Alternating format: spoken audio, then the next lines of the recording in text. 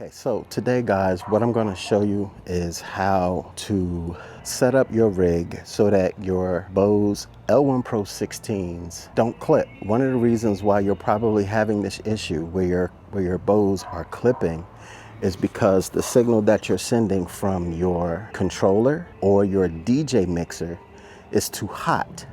So by the time you get out to your L1 Pro 16s, you're sending such a hot signal and you're trying to get more and more sound out of them because people are actually showing up to the event now. It's getting crowded.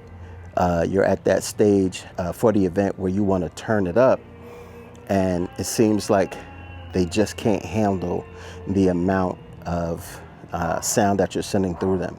It's because the sound cards in your controllers and your DJ mixers are adequate but not giving you enough headroom so that you can put the amount of sound through the BOSE that you need to. One of the things I'm going to show you right now today is, first of all, say your DJ controller, if you can see on the main, you see that one heavy dot, that big dot where my arrow is pointing to? That arrow is there to show you that they're suggesting this is your sweet spot. But that dot there is also the top of your headroom. If you go beyond that, the signal that you're sending out from your controller is hot. It's going to be clipping eventually. Your EQ set at 0, everything else that's going on, that is your master out going to your L1 Pro 16s. So today I'm going to show you the difference when you play sound from your controller with 1/4-inch cables. L1 Pro 16s will also take Cat 5 cables, and they'll take XLR cables. I'm going to show you a demonstration using the controller and how to set them to get the max you can from a controller. But the best thing that you can do for your entire rig is to get yourself an external audio mixer. Doesn't have to be this one. This is the BOSE T4S, and this has 1/4-inch XLRs and Cat 5 connects. When you connect by Cat 5 to one of the L1 Pro 16s, it also provides power to the BOSE T4S, the ToneMatch engine. That's a 4-channel digital mixer that will give you all of the extra headroom that your controller or your DJ mixer will not. So if this is the headroom here, based on where that dot is, and that's the max, when you start to turn your sound up on your channel, you get so close to that headroom that every time a track goes above it or hits it, that's when you clip or you get distortion. And that eventually causes your speakers to sound like crap. The bass starts to fall off, everything starts to drop. But when you use an external audio mixer, you don't have to, one, turn your master up as high. You can back it down a couple of notches so that increases the amount of headroom because you're nowhere near the max. But an external audio mixer gives you that much more headroom. Let me go ahead and set up the first connection, which I'll do as, let's do 1/4-inch first. So give me 1 second. I'm gonna set that up and then we're gonna come right back. Okay, so I've connected the 1/4-inch cables into the booth. Now on the booth knob, it's the same as the master out for the house. There's that same dot in the same location that's showing you that's about your max level. So you can get that sweet spot going. Both BOSE L1 Pro 16s, and I'm gonna move my camera so you guys can see them. There's one there, and there's one there. They are both set with the volume at 12 o'clock, the treble at 12 o'clock, and the bass at 12 o'clock. And they have a 1/4-inch cable plugged into them. These are balanced 1/4-inch cables. I put the track on loop. I'm going to turn the master volume, the channel's volume up halfway. And then I'm gonna take a look and see if either of the L1 Pros are clipping. So here we go, going to halfway.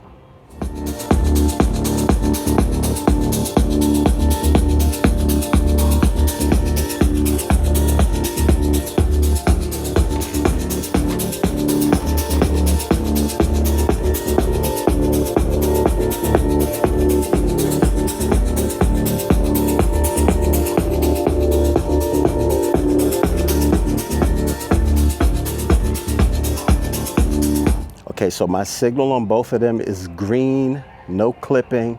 They sound basically the same to me from where I'm standing. I'm going to turn it up 75% of the way.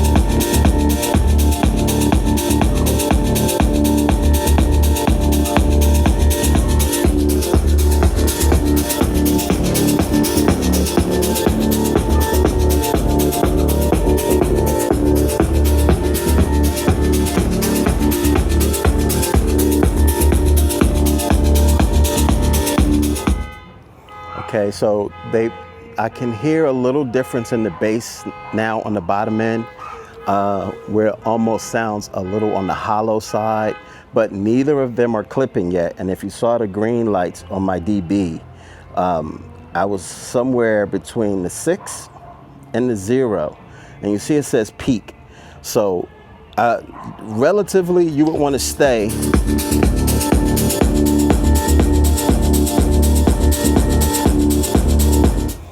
that 0 is your ceiling. You really don't want to go much higher than that. But neither of them were clipping. And remember, I'm at 12 o'clock on the volume on the two L1 Pro 16s, on the volume, the bass, and the treble at 12 o'clock. And I haven't touched the EQ here, and I've gone to the top as far as what the output is. If I go all the way up on this channel,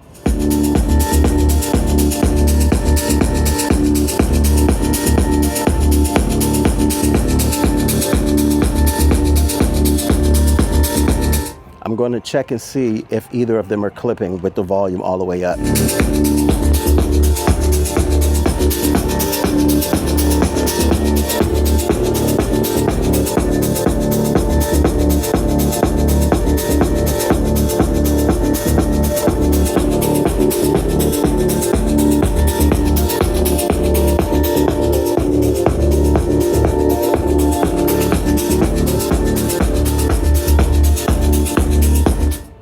Okay, so neither of them are clipping, but this is as much sound as I'm going to get from this particular setting with the 1/4 inch, with the volume at 12 o'clock on both of the systems, with me at the suggested max on the output level.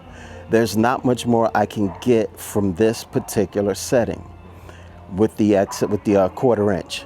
I'm going to switch over to the XLRs and plug those in and see if there's a difference in sound, if I can get it to sound any louder with the same parameters and the same track. So hold on for a second while I change out the cables.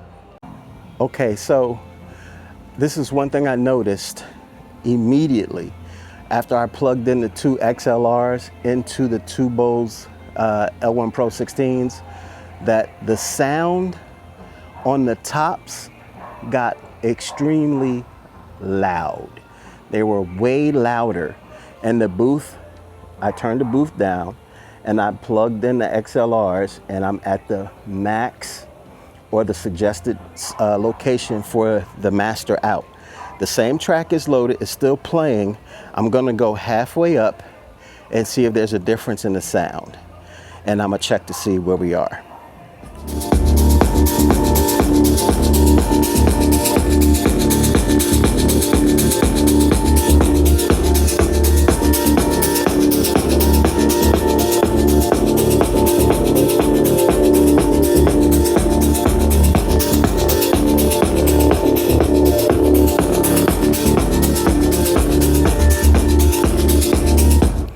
Okay, so just listening to that, When I tell you, hopefully you heard it too, there is a significantly louder sound coming from both of them. From the master with the XLRs at 5, at halfway, they seem to be 20, maybe 25% louder than they were with quarter inch. So quarter inch kind of cools down the signal. It's not as hot as an XLR signal is. I'm going to go up to 75%, which I feel may be where some of you guys might be trying to get to when you're playing with these, because that XLR signal is so hot and the master is already at its peak, where they're suggesting that you go for the sweet spot where that one dark black dot is. I'm thinking that the sound card in the external, in the mixer that's on the controller, is really pushing a super hot signal out to the two BOSE. So I'm gonna turn this up to 75%, and then we're gonna see what it sounds like.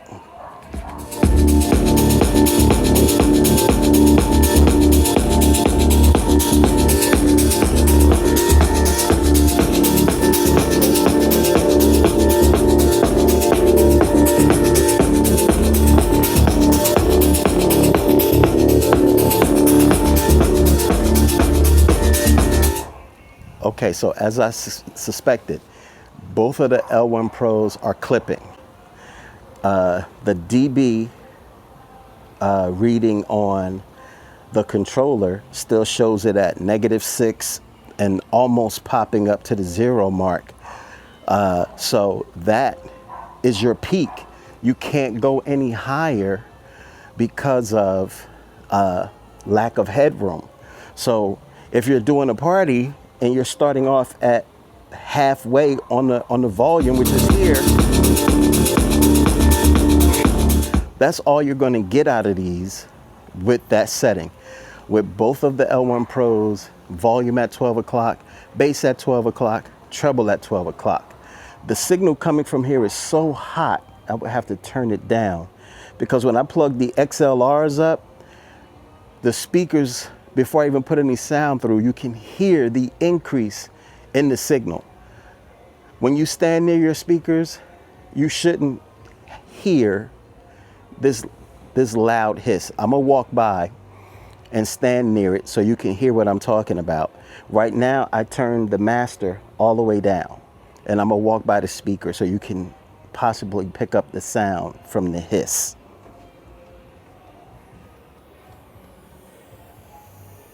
I don't know if you can hear that, but that's the speaker.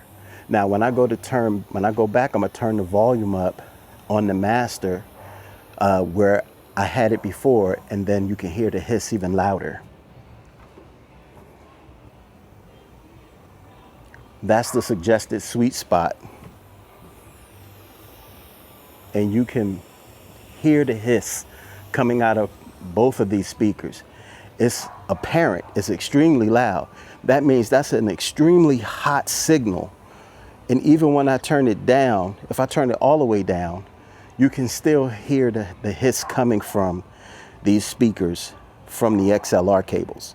So in a case like this, I would probably run the quarter inch out to the BOSE, because the signal coming from your controller is just way too hot with these XLRs.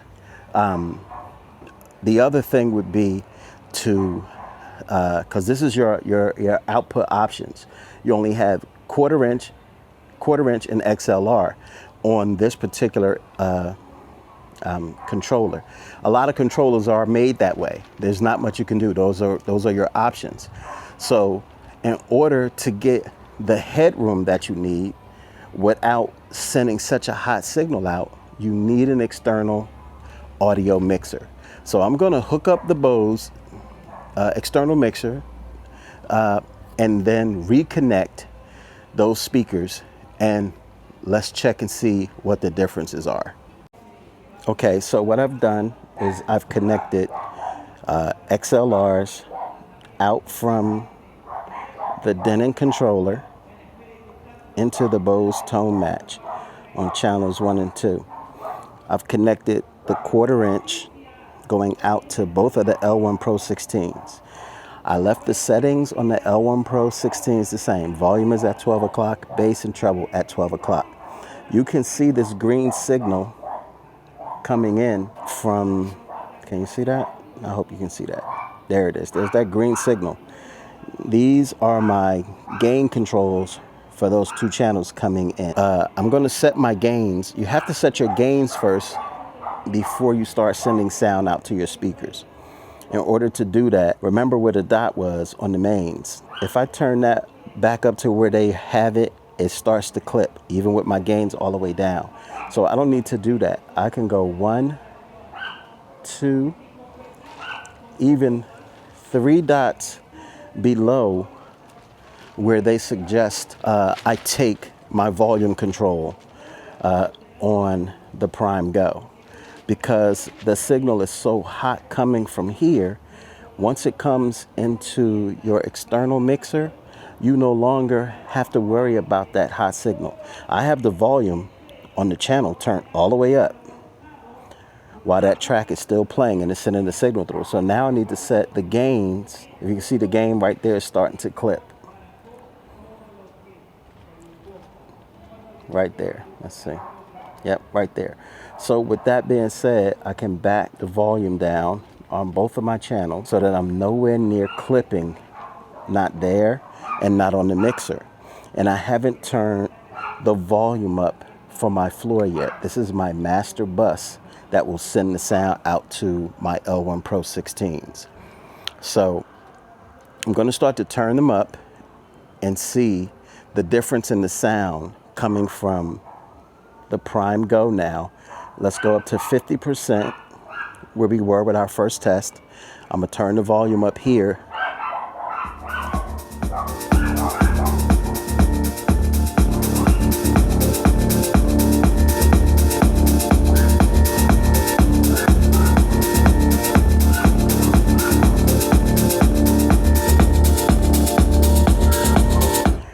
I'm gonna check and see if they're clipping. I'm gonna go back to 50% and I'm gonna check and see if they're clipping.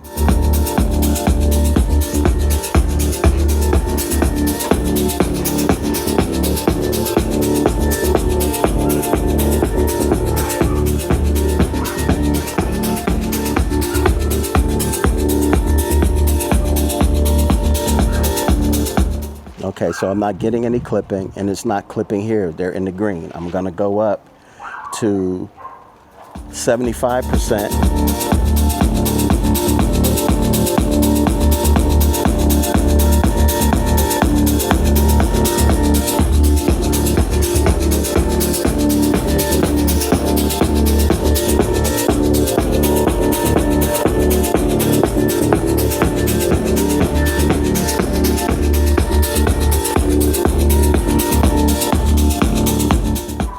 Okay, so you can see the green is still in the green. It's not clipping, but this is the difference.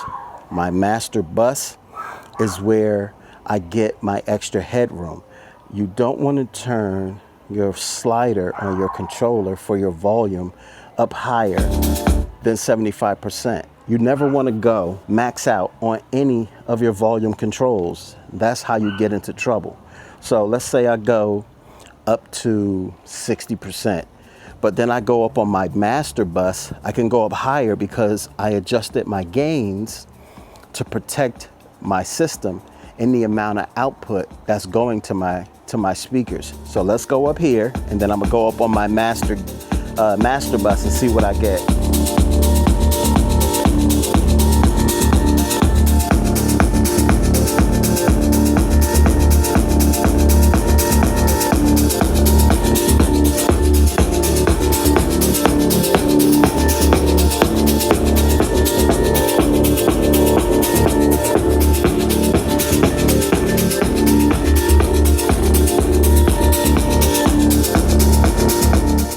Okay, so my two L1 Pros are still in the green. There's no flashing, there's no red. I haven't gone up high on my mixer. On my channel, I'm at like 65%, 60%. I'm 4 spaces down on the mixer from where they suggest the sweet spot is. And I still have extra headroom on the gains, and I haven't even gone halfway up on the master volume on the bus. So let's turn this up to halfway and see if we get any clips.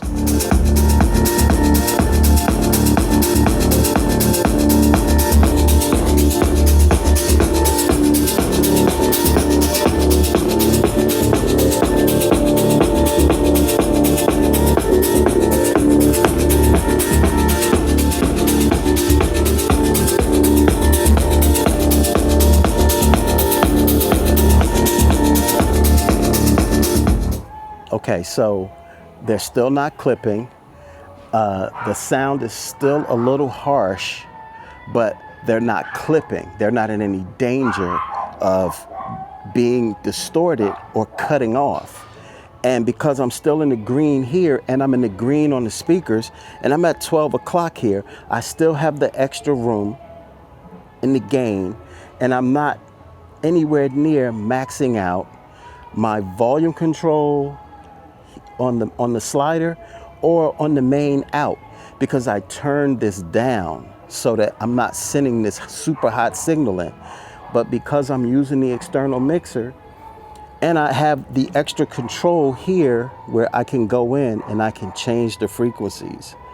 If you can see that, I can go in and manage my mids and highs and lows if it sounds a certain way on both channels. I can just pick which channel I want to go into. I can see which frequencies. I can pan left and I can pan right depending on which channel I want to work with. So this controller also has a DJ playback feature which zeroes out all of the channels, so it's a flat curve all the way around. So you're not getting from the door, it automatically sets up the DJ playback where everything is nice and flat. But what's great about it is it's made by BOSE. It's for the BOSE PA system. It enhances the sound of the BOSE PA system. So when your controller signal is way too hot going in, it'll help you manage it so you can trim the gains and get them set properly. Now, once you set your mixer up on your controller or your DJ mixer and you know where you're comfortable at here, any adjustments that you need to make to your sound should be done with your external audio mixer. Don't turn up EQs on the DJ mixer. You can go in here and adjust the EQ that will send the sound out evenly, because the signal coming from your DJ controller or your DJ mixer, you got to remember, it's extremely hot and it's unrefined, where this is a refined signal. It sounds better, it's cleaner, and there's less of a chance for you to clip. Because what's great is if you make changes here, if for some reason it goes off, you'll see the clipping and you'll know you did something wrong. You can back down, you can change it. If I turn this up too hot over here, I'll see the clip, it'll show me. So like right now, even with that track playing, I'm still getting a green signal. Even if I turn the volume all the way up, it still won't clip. So whatever you see here is what you're going to get out of your speakers. No clipping here, no clipping in your speakers, and you'll be just fine. But that extra headroom that you need comes from the external audio mixer. If I was playing and I was out, because I have all the extra headroom now, I could literally turn my gains up a little bit if I wanted to get a little bit more. And trust me, every increment, if I went half of an increment, the amount of extra sound coming out of them at such a high volume is a lot. So you want to do this very slowly. So like if you went from 100 people to 150 people and you want to turn it up, you can, because you have all this extra headroom now. And that's without touching the controller at all, just the mixer itself, the external mixer. That's how you do it. That's how you stop your BOSE or any other speakers that you have from clipping. Because the first thing we do is we plug them up, we plug our speakers up, we set everything to 12 because it's neutral. But that 12 o'clock feature is a lot. It's a lot. If I go to them right now and I back them down 2 notches and I back the bass down a notch and a half and the treble down, it'll free up a little bit of the sound where I can actually go up on the mixer a little bit. But Going up here, you have to remember, you're always going to increase a very hot signal that's being processed by your external audio mixer. So once you find your sweet spot here, because you're using this, don't touch it. Leave it right where it is. Let that always be your sweet spot for your PA system. Any adjustments you want to make them here. So like if I turn this up, I'm gonna turn this up and then I'm gonna turn my gains up and see if you can hear it.